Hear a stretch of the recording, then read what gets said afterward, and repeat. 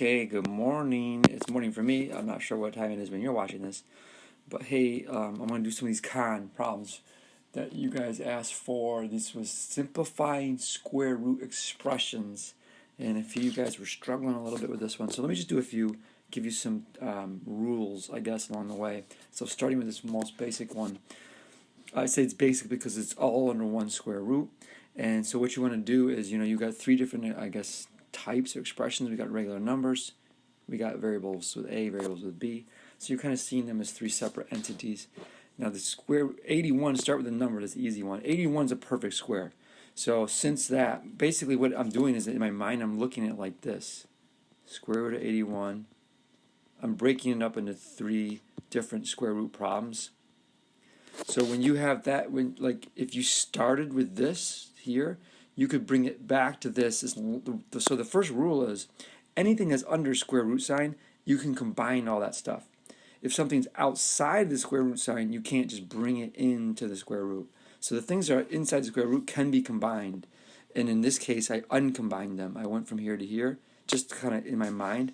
And then square root of 81 reveals itself immediately as 9. Now square root of b, you can't do it, right? Because there is no square root. You can't simplify it anymore.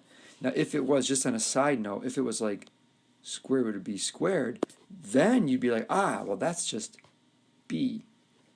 And hopefully you would realize, square root of b to the fourth, that would be b squared, right? So the perfect ones go together. So then the trick is what you're looking at is with a to the fifth, that's not perfect, so I can't just bring it down to like a and 2 to the half. But a to the fourth is part of a to the fifth. So just to clarify that, to make it really visible, you could think of that as a to the fourth times a to the first. And then once again, you could do that little trick. You could split it up, a to the fourth times square root of a. And then you know that square root of a to the fourth is really a squared. So it's 9a squared times the square root of a times the square root of b. And then it's customary to write that all under one, a and b, combine that back. So there you go. Now that was probably one. This now gets a little bit harder. So there's three ones that you guys missed the most of. So this is the second most missed problem. I got three separate problems. Oh, my timer's going off. My egg's ready. I'm just gonna pause it. No, I'm not. I can't pause it. I'm just gonna carry it with me as I go. So you've got, in this case, they've already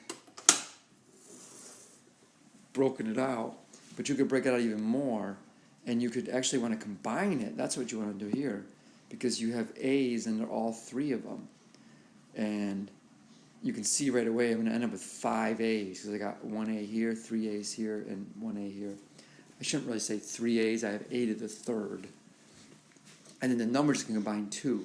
So I'm going to write it like this. I'm going to do two separate ones. Combine all the numbers.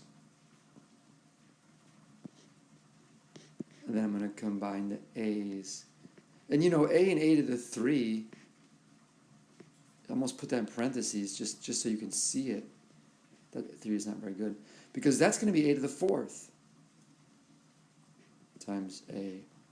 So I'm just writing it that way instead of writing A to the 5th, because that makes it, then I can see it right away. Well, the square root of A to the 4th is A squared, and I still have a square root of A left. That didn't go away. And then over here, 2, 14, and 5, it's not obvious if that can be simplified right away, but if you broke the 14 down, that's one way you can do numbers. You can break them all down to their prime, what do you call that, factors?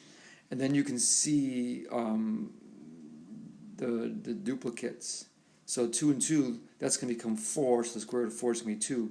The 7 and 5 can't be broken down, so that's going to be a 2 on the outside, and then square root of 7 times 5 on the inside, 35. So I'm going to have this and this all together. So then I'm going to recombine it out to make it look more natural.